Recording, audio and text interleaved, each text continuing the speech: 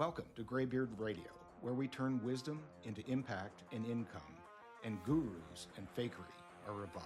I'm your host, Matt Hempel, bringing you conversations with and for men 50 plus who prioritize health and longevity, relevance and meaningful work, and connection, all while leveraging the best in tools and technology. Ladies, welcome. No beard required. Hey, welcome back, everyone. Matt Hempel here, host with Graybeard Radio. Got a very special guest today. This is a gentleman that I've known for many, many years. We were in the Navy back in the day together. Back in the early 90s, we were on board the USS America in the same air wing together. He was in our sister squadron, the S3 squadron, which was right next door to us in proximity on board the carrier. And I'd like to welcome Ron Higgs. Quick bio on Ron. Ron Higgs is an executive coach and a former aerospace and defense industry leader. He transforms engineers and technical professionals into effective executive leaders who can communicate clearly, drive alignment, and build high-performing teams. Ron is a U.S. Navy veteran. Ron served as a naval flight officer and aerospace engineering duty officer and is a graduate of the U.S. Naval Test Pilot School, bringing lessons learned from naval aviation, complex aircraft, weapons systems, and sensor system programs and space systems to his work. As the founder and principal of Wolf Management Solutions, he draws on more than 25 years of experience in leadership, operations, engineering management, and program management, having held leadership roles in startups, small companies, and large corporations. With all of that said, welcome, Ron. Great to have you on board, and it's great to get reconnected with you after all these years, 25, almost 30 years at this point. It's unbelievable. So welcome. Use the numbers, Matt. This is a long time ago, but it really is great to see you. Great to catch up. Thanks for having me. Yeah, you're welcome. People are going to be able to do the math out there. Ultimately, put things together. They're the smart people. Anyways, it's great to have you on board, and we're just going to have a fun, relaxed, laid-back conversation. We had a chance to get reacquainted or reconnected, I should say, after that amount of time, probably close to 3 decades at this point. After being together actually in Jacksonville, Florida, at the squadrons that both of us were at the time, and of course on board the aircraft carrier as well, the USS America, back in the day. And yeah, I mean, what's better than a few sea stories to kind of go back and just tell a few stories and tell a few tales of what it was like being in our mid-20s in Jacksonville, Florida, and out at sea, running around the Mediterranean in the early 90s. So yeah, what do you remember about those days in particular, and kind of what's the first thing that pops into your head after we uncover, blow all the dust off of those memories, and you kind of unpack all that? What do you think about being on the boat, about being a young JO back in the day and kind of running around, and what are your main memories of that time? Well, I mean, so much time has passed, but you know what I remember the most is I remember the fun, right? But we all remember the things that, sucked and the unpleasant times. Remember being on the ship, the USS America, which is now, an artificial reef. But I remember the temperature on board the ship being directly proportional to the temperature of the water.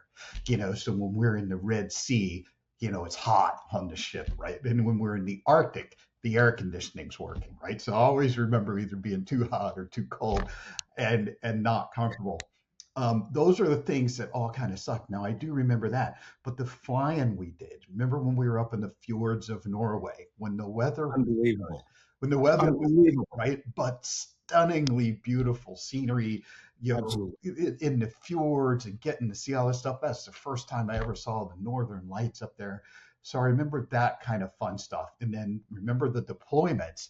But I remember the times between the deployments when we all had parties, and you and I had some common friends. Remember the guys that had the pool at their house? I guess we can't say any names. Let's do call signs, EF. And then what I can't remember. Yep. I can't remember the one guy. I know I just don't want to say his name. I can't remember what his call sign was. But they had a great house. We all gathered at that house. We had a lot of parties at that house. And I think you came to this party. We went to deploy. We had to deploy like on December 27th or something like that. I remember that We were going distinctly. to miss New Year's. Remember that? Yeah. Like, you know what? We're not going to miss New Year's. We're going to have a New Year's party. Yeah. Or something like that on December 20th or 21st or whatever it was. We had a full-blown New Year's party, New Year's Eve party. We got dressed up and everything because we knew we were going to be out crossing the Atlantic Ocean. I remember it so distinctly. That's when we deployed for Desert Storm. Yes. That would have been 1991, going into 1992, if I'm not mistaken. That sounded right? Or is that 1990 going into 91? Oh, it was 1991 to 91. I think it was 90 going into 91. Yeah. Yeah. Yeah. It was like right at Christmas time. I think, yeah, we like day after Christmas, we flew up to Norfolk. Something like that. So it was fun stuff like that I remember. The flying, like the beautiful scenery and flying, the things, but we worked hard. Right? Well, you know how hard we worked. I mean, we were flying at night. We had a really short turnaround between deployments and things like that, but we always found some time to have some fun. And that's what I remember the most. Yeah. Yeah, I do remember our home time, our domicile time, I guess what they call it, really got compressed, and we ended up doing some pretty quick turnarounds, as I remember it, especially for that Desert Storm deployment. And just going back to the ship itself, I remember, yes, I remember the temperature control, environmental control issues, definitely.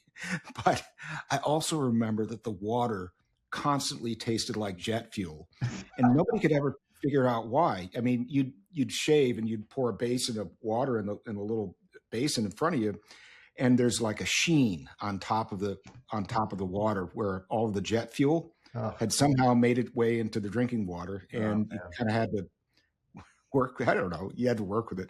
It's not like there was bottled water available or anything. Yeah, I forgot about that. I think I'm gonna have to add that to with some of my VA notes. Yeah, unbelievable.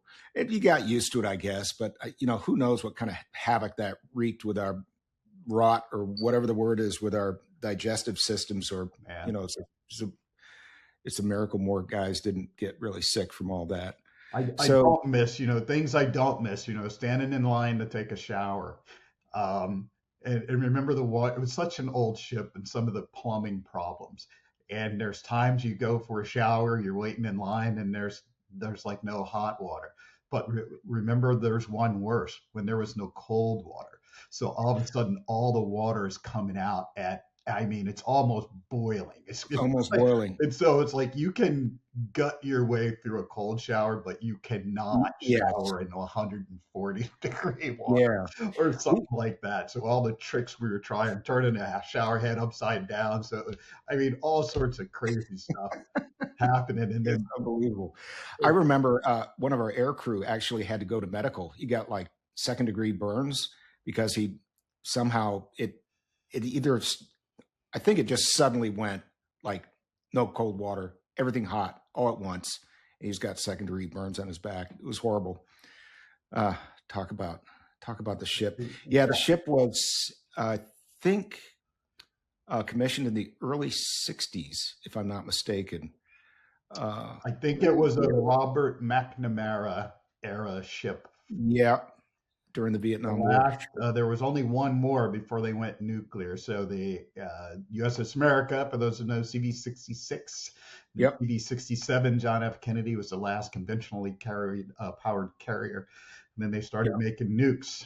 And so then the USS America's fate, I can't remember what year it was. Was it early 2000s, mid 2000s, something like that? They took it out, and I think they tested a torpedo on it in Virginia, and now it's an artificial reef. Yeah, they use it for all kinds of things, and it might have even been the late 90s, but not terribly important right now. No. So let's talk about the Gulf War for a second. I mean, that was our first real. I imagine it was your first, and certainly was my first real experience with like real world stuff, real world geopolitical stuff going on. And we were at the right time at the right place to get thrown into the middle of that. What do you actually remember about that trip on the way over? And, maybe a story or moment from that time period. I think we were over there engaged for a total period of maybe 4 or 5 months total. Although the war was, what was it, 100 days of official activity, action. What do you remember?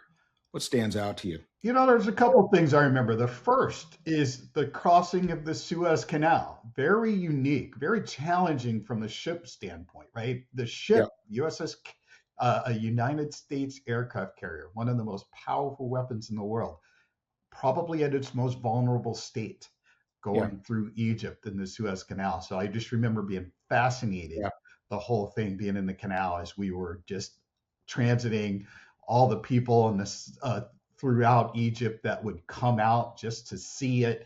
You've got the guys knocking golf balls out into the deck of the carrier, knocking golf balls out into the Egyptian desert. That stands out as very interesting. I mean, we had to have some kind of security posture, but at the same time, we were all out there. I mean, obviously we weren't flying, weren't doing anything. So we were able to really watch and take part in it. And I do remember that because it was something very, very unique. Yeah. And then transiting through the Red Sea, as beautiful as that was, and then going over through again. Now here's the other part, is now going through the Straits of Hormuz, which is of course in the news today. And I remember the posture we had to take there, because even then it was very, very dangerous. And I remember we were on alert status. Basically, we were all sitting in the airplanes ready to go just in case something happened. And then that was the most vulnerable we were before we actually got to the Arabian Gulf. And then we were able to conduct our operations once we got further north up into the Gulf. And I remember that flying, because it's the only, we logged combat time. And that's the only time in my career that I logged combat time. So I remember that well. Yeah. And we did too as well. I don't remember how many hours or how many flights, but we certainly logged some. I can't remember so you were in the S3 squadron, was the S3 Viking, right? Yes. And which is an anti-submarine fixed wing turbofan aircraft, as I remember. And we were in the SH-3 helicopter, our squadron was. So I think going through the Suez Canal, we were either on alert or they actually had a helicopter in the air, just doing starboard delta or whatever, wherever we could find some room. But I think we were on standby for that. And then the Strait as well, or Hormuz, as you mentioned. Yeah, some pretty high tension. And I guess my most memorable event of that entire time period, number one, I remember being very ill at ease and very uncertain. And I think everybody was, maybe a little scared even, because nobody knew what to expect. Right. I just remember us doing remember the CBR drills? And it seemed like we were doing 2 or 3 a day on the way over, transiting the Atlantic and the Mediterranean on the way over. We're going to have to define that for our audience, because that's painful. Chemical, biological, radiation, radiological, I believe. Yeah. So basically weapons of mass destruction type of preparations, where we had just different protocols for dealing with different types of threats or vulnerabilities. And it was, the mask, and then there was just different measures that the ship would take to, clean out certain areas of the ship or certain places we had to go to, get protection and that kind of thing. It was I don't know, the intensity with the amount and the intensity with which we were doing these drills was really kind of wearing, I think, on people. Yeah, they didn't show that in Top Gun. What's that? They didn't. Excuse me. They didn't show that in Top Gun. You know how the the movies seem to skip all of the training, all of the stuff that we have to do to prepare to go out and be ready to go out and fly, right? So all of those drills and all of those things that Yeah. Or the just don't make good movies, but it's really the yeah, preponderance of the things that we actually do to prep. like the man overboard drills in the middle of the night. That's I mean, right. okay, okay, Captain, I get the point. Okay, uh, unbelievable. So yeah. So, anyways, oh, I was just going to get to the point that that I remember that was just like overwhelming. Like, hey, I'm in the middle of this historic event, and I'm right here, smack in the middle of it, and this is truly historic. And it was uh, in the days right before Colin Powell and the Army General. Yes, that is he's passed now. Right. Both Um, both have. oh yes, they both have, haven't they? Right before they started the big swing up through Kuwait into Iraq, where they were, and what they had done is they had lined up all of these logistics and not merchant vessels, but logistics and marine landing craft, amphibious craft, and things like that. All of these ships and were just lined up in a line, had to be 10 miles long, and there had to be I don't know how many ships, and they were all going right to the entrance of the river where all of those mines supposedly were. Right. And it was just all a big fake. That's right. It was to show Saddam and the Iraqi army that, hey, looks like these guys are going to be serious about landing here and entering here. And meanwhile, they swept up in that big sweeping arm move up on the west side. It was so I don't know. If I've ever been impressed with a display of military might, and I've been around a lot of it, as I'm sure you have, that was the time when I was definitely impressed and really almost overwhelmed. So I agree. And I think the other thing that we have to add is this is long before we had access to so much information, meaning we had no idea what the news was saying about us out there. We had no idea if, what they were saying on the news. And there's a lot of things that, we knew because we were in the thick of it. But how long did it take for what we've done to really get what we were doing to really get out to the news? And I remember getting, weeks later, getting an issue of Newsweek or watching a recording of CNN or something like that, because at time I think that was maybe the most popular uh, cable network. Now, there are so many news networks out there, and yeah, you never know what you're getting now, which is too bad. But then we just didn't have all the information that we have access out to now. Like we couldn't pull up our phones and look to see what the news was saying about what we were doing. yeah, I mean that's a really good point. It's actually a nice segue into another thing that I wanted to touch on, and that's the technology time capsule or the technology leap. Let's go back in time. I mean, we're talking the early 90s. I mean, there weren't any cell phones. There was internet, no email, or I think email just started to come in my second deployment when I was on George Washington. That was 1996. But there's none of that. I mean, I think we had that sat phone. They had that geo sat phone that if, you could make a call if you've had a relative or a family member that passed away or remember that they would grant guys access. Inmarsat, I think it was. Yes.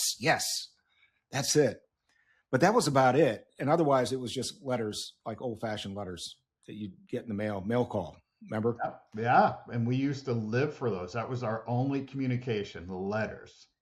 And it was good and bad, right? Because now with the level of communication, it's good that our fellow officers who had families, they were missing important stuff. And I think A lot of folks, Yeah. when you talk to them about veterans, I mean, I Yes. think you know this too. With every veteran, there is some level of sacrifice, right? Different levels for others, but Sure. at the on the low end, you've got people, you're missing birthdays, you're missing anniversaries, you're missing kids taking their first steps, saying their first words, doing those things. And now, that stuff can get recorded or FaceTime and things like that. So even though they're not there, they can see it. Those Yeah. our in our era, Yeah. they that was just missed. And I just remember my grandmother passed on one of my Yeah. deployments, and my mother and my mom was an only child, and she did not handle it well, and I couldn't go home. I mean, they couldn't send me from deployment home for the funeral of a grandparent. They'll send you Yeah. your parents path, Yeah. but not your grandparents. And my Right. mom, I think to the day she passed, I would Presented. could not Yeah. understand why I could Yeah. not make it back from my grandmother's funeral, and she was devastated that I wasn't able to be there with Right. her during that time. And I wasn't even able to talk to her for a couple of months Yeah. after everything because we had to wait till we got to deployment. So I remember, once or we got a port call. I Yeah. remember Yeah. going Got on into the port. port call, going somewhere, waiting in line at a payphone, to call my mom. Yeah. You remember they used to have the banks of payphones in some of the better places, right? Where they actually got everything set up. So, and then you stand in line and wait your turn. Well, remember I the don't know. locals. I mean, we would just descend on a city, and wherever the payphones were, if you were a local trying to use a payphone, forget it, because there was Yeah. a bunch of sailors from the USS America and the other ships that we had with us standing in line waiting to use them. Man, what a difference 30 years make. I mean, I it was know, an man. entirely different culture, not entirely different culture, but entirely different way of existing and communicating and relating to your family members, especially that you left back home. Um, so I mean, but yeah, that was literally 30 years ago. So I mean, so let's talk about your transition out of the Navy, Ron, and what that was like. Um, you spent how many years were you in the Navy total? 8 years total? No, I retired. So I went to the Naval Academy Prep School, the Naval Academy, and then Okay. retired after I was eligible. So, Okay. so 24 years total, including the Naval Academy and the Naval Academy Prep School.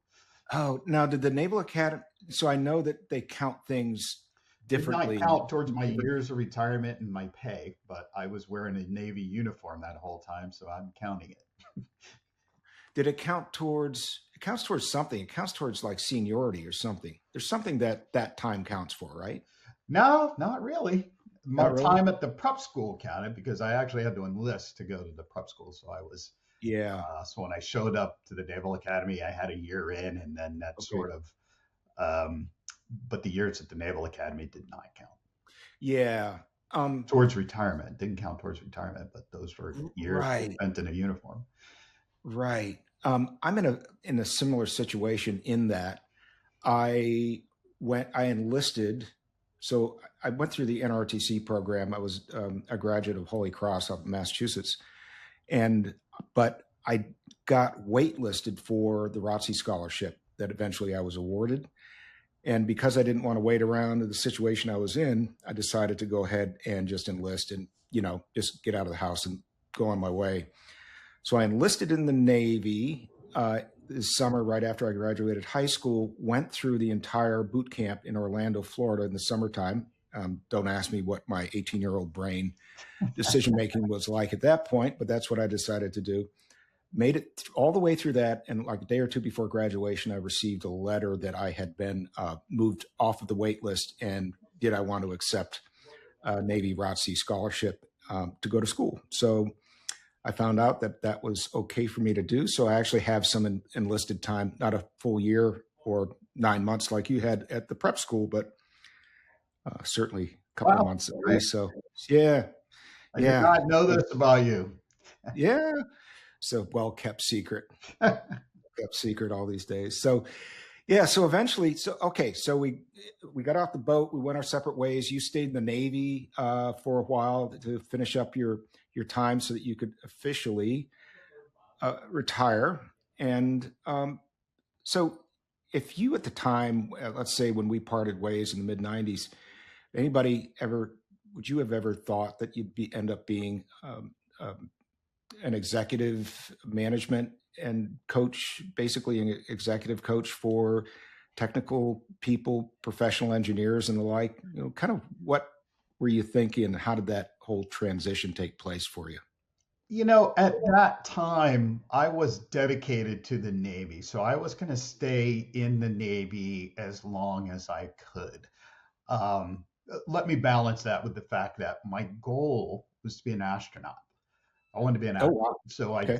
I took that path. I went to test pilot school, which is, not something you can just go to, right? I applied to test pilot school. Tough to get into, isn't it? Very Luckily, tough. I was accepted, and that was to me Yeah. that path to become an astronaut. So I researched the path to become an astronaut. I took it. I ended up being in the test squadron for a while after test pilot school. I returned to test pilot school as a flight instructor. Um, Moved on my career, applied to be an astronaut, and the way they worked it is that you had to apply to the Navy, and then the Navy decided who they wanted to be astronaut candidates, and then those packages would be forwarded to NASA. I was a astronaut candidate by the Navy, forwarded Oh, to wow. NASA, and then when I got to NASA, I was disqualified for a medical reason. So as a kid who watched Star Trek and dreamed Yeah, of being an astronaut and all the other science fiction movies and dreamed of being an astronaut, that kind of dream ended there. But man. I got as close as I possibly could, which I can't, it's still one of the proudest moments of my life and a Absolutely. crowning achievement for me, Absolutely. just to have sort of been in the running and getting disqualified for something over which I had no control. So that was really where my head was. And it's like, okay, there's the astronaut, there's Navy, beyond the Navy. At that age, I couldn't see it. I had Yeah. no idea of what I would Yeah. be as in the civilian world and what my choices Yeah. were or anything else. That's a pretty distant vision at that point, Yeah. to have anything sort of concrete. But that's something interesting that I did not know or remember about you and what you did. That you were you're a candidate in the astronaut program. Congratulations, man. That takes some cojones and it takes some big thinking, I think, to move that strongly and that resolutely in a Well, direction like thank that. you. I don't want to move Yeah. backwards. This is one of the goals I had since I was a kid, Yeah. and it drove me to find out sort of, hey, how can I do this? Especially when there was no one who looked like me on that path. Sure. And so so there was no one that can help me. So I'm in high school. It's like, yeah, I want to be an astronaut. Good luck. I mean, the high school Yeah. guidance counselors, this guy wants Sure. to be a what? Right? Do you know what I mean? High school guidance Yeah. counselors, there's nobody in my ecosystem, nobody in my family. I was the second person in my family ever to go to college. My dad was the Yeah. first. So it was tough. So I had to go to the library. The library is where I learned how to chart that course, and how to figure out how to apply to go to the Naval Academy, how to do all of this. And so that was, uh, I was lucky. I have a fondness for the library system because of that, because it was the only tool available to me uh, Yeah. at that time to Pre-internet. find out to do what I wanted. So Yeah. yeah, like I said, that's moving backwards a little bit, but I am, I'm proud of that. But as you just mentioned, at that point in my life, as a young, Yeah. 25-year-old guy, when we were on deployments, man, you know how it is. We were talking about this in the green room. We're Yeah. probably lucky to be alive. Base, I know. flying airplanes off of aircraft carriers, you flying helicopters, lots of moving parts there, man. And we had a loss. You experienced a loss of a helicopter in your squadron We while did. we were out training, right? And that's difficult. That's tough, and it reminds you of how dangerous of a business it really is. And so it's hard to see past that when you're in the middle of it. Yes. And even as a 25-year-old junior officer, things that when that happens, things like that hit you smack between the eyes and you realize that you're not as invincible or invulnerable as you think you are. Absolutely. And all that, anything like that could happen to you as well. Right. And it doesn't have to even be your fault. It doesn't have to be pilot error. Bad things happen. Things go wrong, and things that are unpredictable or unforeseeable can happen. Yeah. And it's just how that world works. Well, I'll tell you this, which is probably something you don't know.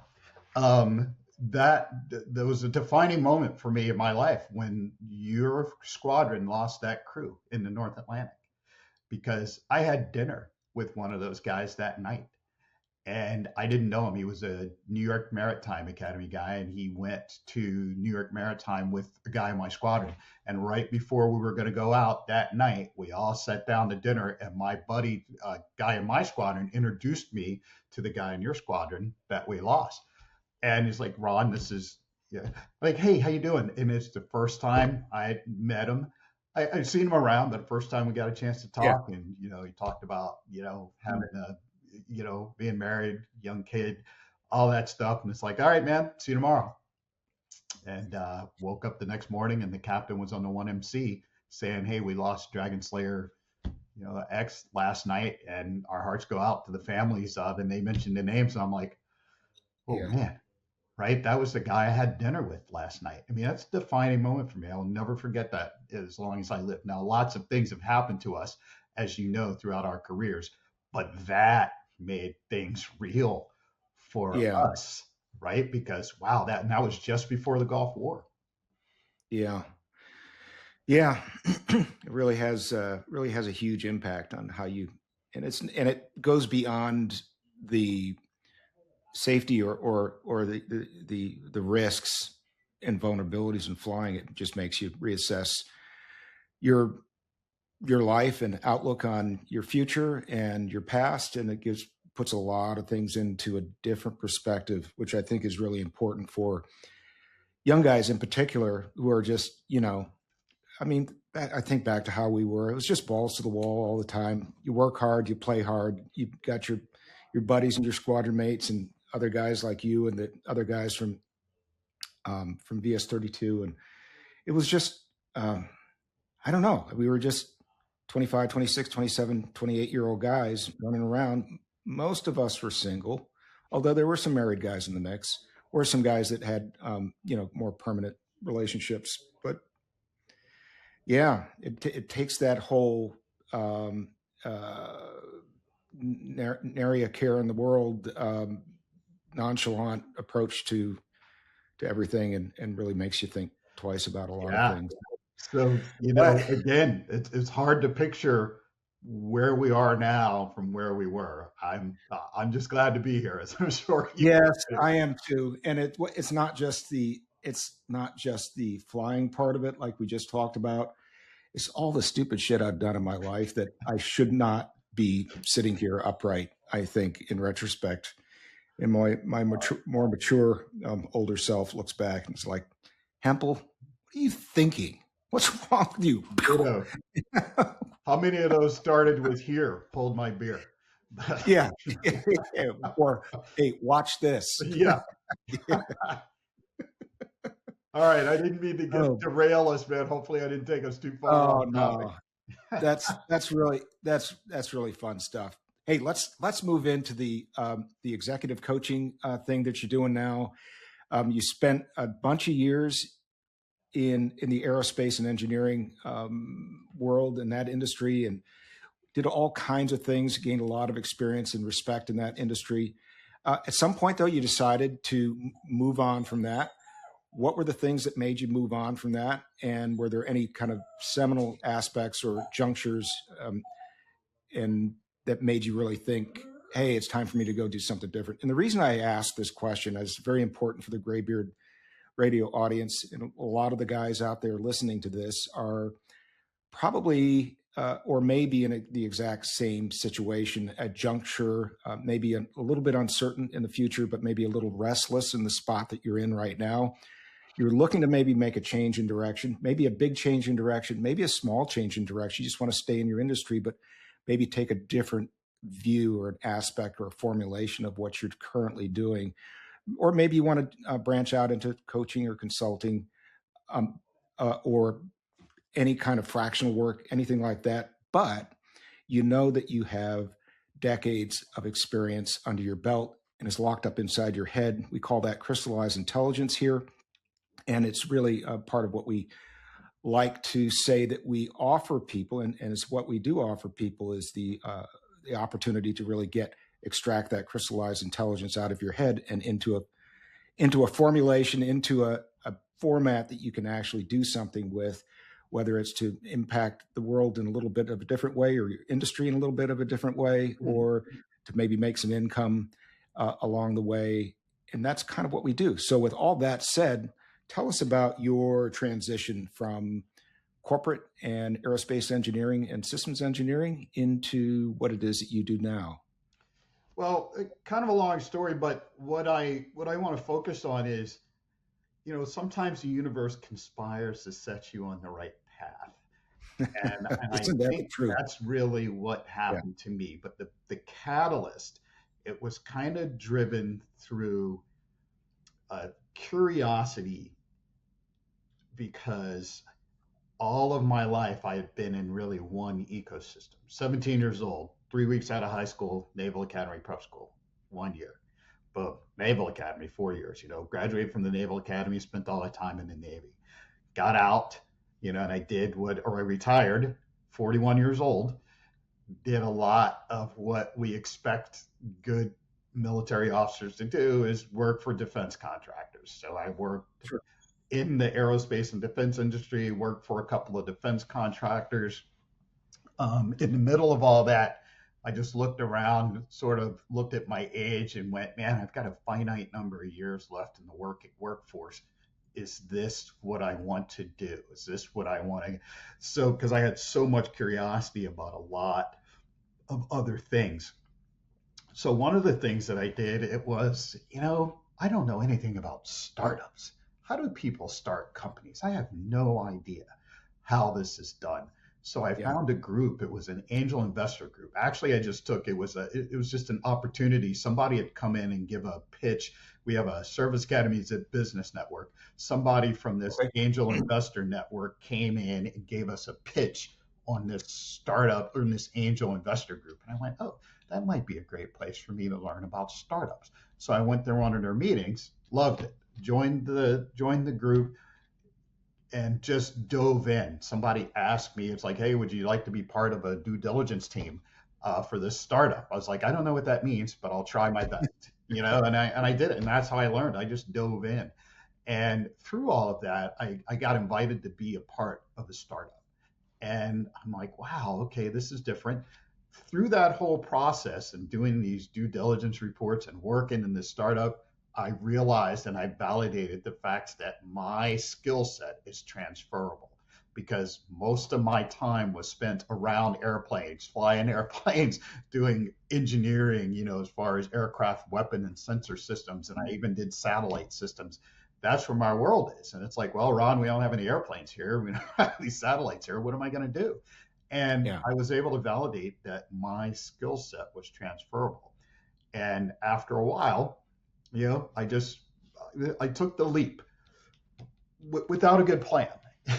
And there wasn't, and my startup eventually didn't go anywhere, but that's okay. I learned a lot of valuable lessons from that particular startup and others that I've been involved in. And a lot of the pivots that I've made and the things that I've done are really a result of building relationships, networking, building relationships, getting to know people, people getting to know me. So for instance, when I started off as a consultant, I was kind of scrambling around for work. I found the first dollar I made as a consultant came from someone I met at a brewery on a Sunday afternoon while I'm wearing shorts and flip-flops. Really? We just started talking. Actually, I take that back. My wife started talking to his wife, and then he and I started talking. It happens that way a lot. Guy reaches out to me a week later and says, hey, how'd you like to be my consultant for, X? I'm like, okay, I'm in. much longer story, but I'll just tell you that was the first dollar that I made as a consultant. And then now I have another guy that I had as a roommate at the Naval Academy. He runs a consulting company. He calls me and goes, "Hey, you got any bandwidth? I need some help with a project." Boom. Did some work for him. So things just started going along. And then again, more networking. Finally, I got an offer. Somebody says, "Hey, I know a guy looking for a COO of this company, and I think you'd be the perfect guy." Boom. It worked out. So I ended up becoming COO of that company, and the universe hit me again. It's called COVID. So, so I had the COO job for a very, very short period of time. COVID hit. I got laid off. I got let go, and then boom. So I had to restructure my business. That's how I ended up as a fractional COO. And believe it or not, as a COO, one of the things that I have a master's in systems engineering. I used my knowledge of systems engineering and looked at the company as a system and all the operating functions of the business as parts of that system. And I was able to be successful as a COO by just comparing it to an engineering system. So I did the fractional COO work for a while, and then I did a lot of coaching of people during my COO. And I found that I like this more because, business, some of the COO stuff can be, let's call it draining. And I enjoyed it, but I found that I enjoyed the coaching more. And was like, you know what, I'm going to step out of this, and I think I'm going to move into some full-time coaching. And I chose to work with engineers and technical professionals, one, because I am one.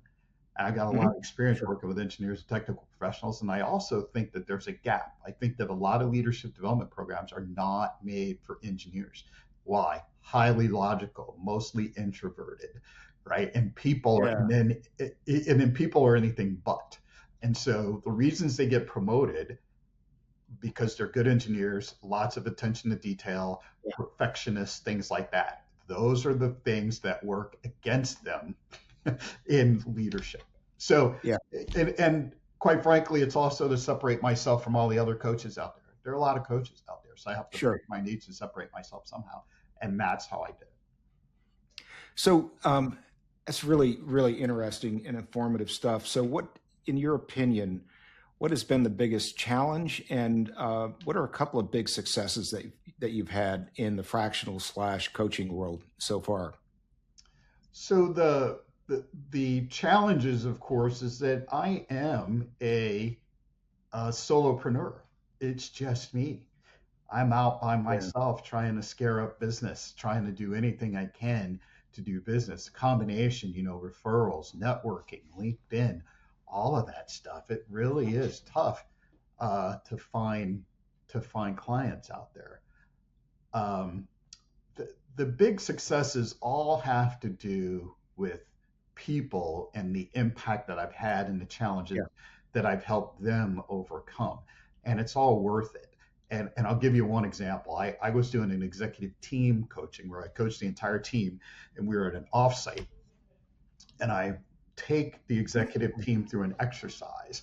And at the end of the day, asking everyone to reflect on their takeaways and what they got most out of the day and all of these other things. And one of the executives stood up and said, he goes, "I realized that, there's a lot of issues that I'm dealing with right now. And I just realized that they're all my fault. I didn't do this. I didn't do this. I didn't communicate this and everything." And one, it was very brave of him to admit that, but it also validated the fact that, hey, I added value to this group, and I really did have an impact to this group. And that guy is reached out, and I concluded my contract with that company about a year and a half ago. And every once in a while, I still hear from that guy. And as far as thanks for thanking me for making him a better leader. And that was that was in a group context. I didn't have much time. I didn't coach them individually. I just coached them as a group. I had a couple of conversations with him one-on-one. But to have that kind of impact on people, I think makes it well worth it. Yeah, making a difference. And I think really for a lot of guys that will be find this podcast and this series of podcasts really interesting here at Graybeard Radio is having that level of impact makes all the difference. You know, you're 61 years old or however old you are, I'm just saying in general for the typical listener out there, you've had a relatively successful career. Maybe you're looking to move on to something else and you find yourself wanting to go into coaching or consulting or online education or any kind of digital fractional leadership position type of thing. And ultimately, maybe at this point, it's not really about the money quite as much as feeling like, hey, I'm not going to spend the last decade of my professional efforts here on the planet, driving around in a golf cart, playing golf and drinking beer all day. I'm going to be making a difference in people's lives, and I'm going to be doing something that has impact and relevance and influence and is actually going to help the world and help other people out. And I think ultimately for those of us that really care about these kind of things, it's ultimately, sorry, my dog is making noise. I'll be right with you. Give me 10 minutes. We're going to wrap up shortly. Sorry for all the podcast audience, and we can edit that out if we need to. But this is my Vizsla mix that is giving me Vizsla noises right now. She has 3 legs, but she definitely has all of the Vizsla attributes.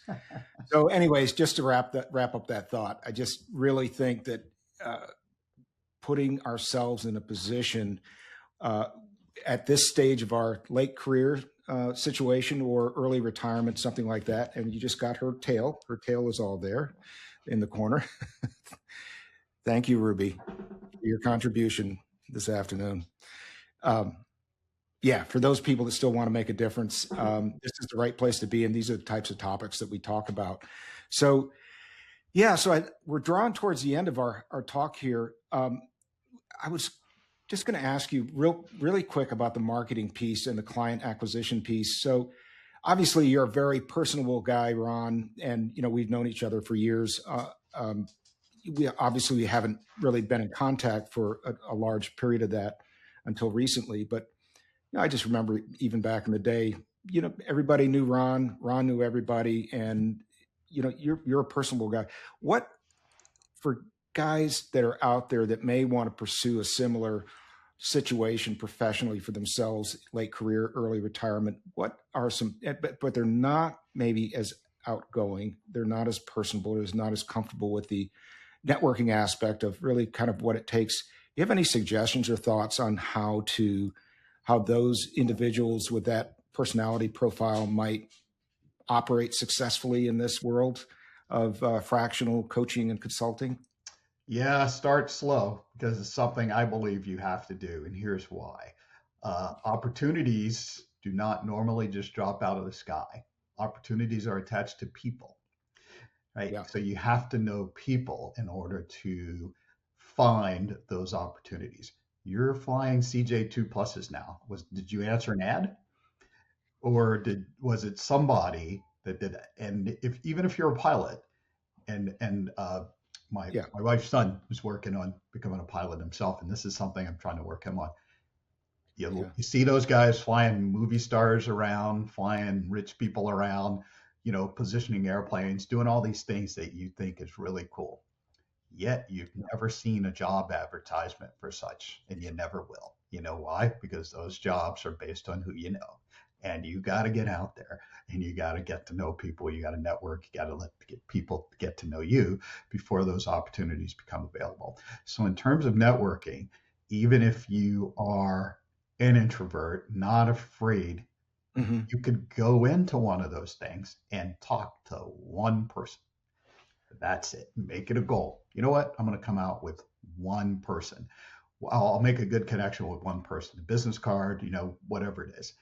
And just be honest about what it is you are, what it is you're looking for. And if you're exploring, if you can find through that networking, if you can find people who have been exactly where you are, those are the people that can help you the most. Because inevitably, you'll run into somebody that says, wow, I was just in your position 2 years ago. Here's what I did. The more of those people you find, the more of those stories you see, the better it'll be for you. And people really love to help other people, at least in this circle. I Yeah. have answered emails from, and people reach out on LinkedIn, especially people with which we have something in common. If somebody's an academy Yeah. grad, a Navy person, another veteran, whatever, it's like, hey, Ron, Yeah. I'd love to get into your space. Do you just have a few minutes for me to pick your brain about this? Absolutely, I do. And I'm happy to help. And so there are a lot of people out there that are really happy to help. And you don't have to introduce yourself to everyone in the room. You don't have to stand up and do anything you don't want to. Just take it Yeah. slowly and maybe just focus on coming out of that network with Yeah. one connection, because ideally you want to learn enough about the person at a networking event to see if it's worth a continuing conversation Yeah. and That's offer help first. First thing I yeah. do is ask, it's like, how can I help you? Really understand why they are there and what Yeah. they're looking for, and then ask them to help. And I'll Yeah. answer this. I have 3 daily goals that I still have, right? So my daily goals are to meet someone new, to learn something new, and help someone every day. I don't always do it, but those are the goals.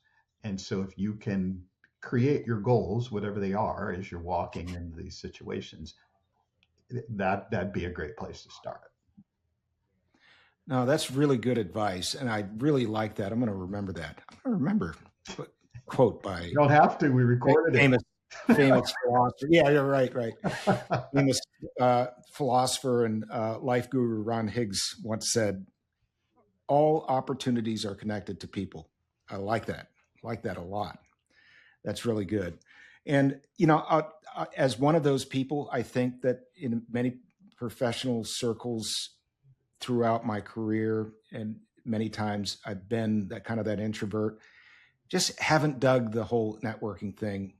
And because I was looking at it the wrong way, I was looking at it. I work with a bunch of salespeople mostly, and salespeople are great, but they can be at networking events, they can be very transactional and very much, what can you do for me? Nice to meet you. My name's, whatever. It just very transactional and self-focused. And that's what kind of turned me off about networking. But I've kind of learned much in the way that you're describing now of number one, forcing myself. And I don't have to force myself anymore, but for a while I did, to introduce myself to random strangers in situations where I never in my wildest dreams would have ever thought about introducing myself to anybody in situations, 10, 15, 20 years ago. I do now, though, and it's made a huge, huge difference. Made a huge difference in a number of different ways. It's made a huge difference in my quality of life and the number of connections. And these are authentic, genuine connections that I have with people that I didn't before. And there's nothing transactional about it. And it's really actually quite a healthy thing to do. So that's a nice way of segueing into, if that's a word, segueing into our last couple of questions here. And these are signature questions for the Graybeard Radio podcast, Ron. And it has to do with advice to your 25-year-old self. We've talked a little bit about this so far, but if you could kind of put a bow on that and wrap that up, what are a couple of things that you would go back and say to your 25-year-old self now that you've got a good amount of time under your belt between then and now? Well, probably not the answer you want, Matt, but one, we all know that's not possible. Number two, I don't think my 25-year-old self would have listened. So, I mean, I'm not sure. I mean, because I just remember a couple of times, like talking to my grandfather, and like he was trying to give me advice, but I guess I didn't know it. And I just wanted to really learn more about him than taking his advice, because I knew he wouldn't be there for the most part of my life, right? But Sure. here's the one piece of advice I would really give myself and anyone out there, is to find a mentor. I mean, somebody that's a few steps ahead of you, living the life that you respect. And what I've noticed is that all of our fellow junior officers who went on to be very successful, even to be captains, admirals, and so forth, they all had mentors. They all had other senior officers that mentored them. I never had a mentor, Matt, never. Yeah. Still haven't to this day. And so I believe that had I had a mentor, my career in the Navy would have gone further. And Yeah. so the one piece of advice, what I would say is like find a mentor and listen and learn from that mentor. Because how did you learn if you wanted to be a successful in the Navy? It's like, here's what you want to do if you want to be a CO. Well, that's a commanding officer of a squadron. So that's not written down anywhere. So how do you find that out? Yeah. So nobody told me. I didn't have a mentor that told me that path. You know what I was doing? I was listening to our peer junior officers who were being mentored, and Yeah. that's what they were being told. Yeah. Yeah. But no one Yeah. ever told me that. Interesting. I had the exact same experience from the perspective of in the Navy world, from the perspective of no mentor and really very little information flowing down or good information flowing into towards me or towards any of the other JOs, junior officers that we were with about, okay, if you want to go this far, these are the things that you need to, if you want to be here in 10 years, this is what you need to think about now. Right. If you want to be here in 15, 20, 25 years, these are the things you need to think about now, because I look at it and it's a matter of, I think it's geometry is, so you're starting out at a point where you are now, and the further that you get off track, even if you're off track just a little bit as a junior officer, by the time you make it 15, 10, 12, 15 years down the road, your gap between where it is that you want to be and where you should be is this wide, even though when you started, it was very, very small. And so those small things as a junior officer seem to make, in retrospect, now that I look back, make a huge, huge difference. It makes the difference between being, ranked pretty highly among your peers or not doing as well. Some of it has to do with, paying homage to the management and to the department heads and the CO and the XO and, kissing the ring and doing all those playing things. Playing the game, being a little political. And I was not very good at that as a junior officer. I'll readily admit that. But maybe a few adjustments back then, for myself at least, I feel like probably would have made a huge, huge difference down the road. Not that I regret anything at this point. I'm grateful to be even if you do, oh well, right? I mean, you can't go back and relive it. Exactly. Again, the whole mentor thing, and really, I think that would have made a big difference in my career. Yeah. That's awesome. So let's go ahead. I think we're getting towards the end here. If somebody wanted to connect with you, Ron, first of all, maybe tell us a little bit more, anything that you didn't cover about Wolf Management Solutions and what it is that you offer and the types of clients that you look to work with, the right fit, the right alignment for what it is that you have to offer, and anybody that wants to get in touch with you, how would they go about doing that? Go ahead and just pitch us a little bit on what you're doing. Well, I transform engineers into effective leaders. I like working with those who are highly technical that are having challenges moving into leadership. And we touched on this before. All of the things that make us good engineers are the things that hold us back in leadership roles. And we have to there's some mindset shifts that need to be made. And I help people work through those. I also like working with executive teams as a whole, as I mentioned, so executive team coaching. And I also have some advisory roles. I'm an advisor to a couple of startups and things like that. So if they're just looking for advice, I have been a COO, I have done operations, I have done sales and marketing. There are a lot of things that I have done. And so taking on an advisory role for a startup or a smaller company, I enjoy doing that as well. You can find me. LinkedIn is my primary channel. I post regularly on LinkedIn. I monitor LinkedIn daily. And so that's a great place. My website is okay. It's not the best website out there, but it is a way to, I've got some free downloadable content there. And it is a way to get in touch with me and schedule a time. If you'd like to see, if you just like to chat. I am primarily interested in helping people achieve their goals, even if that does not involve me.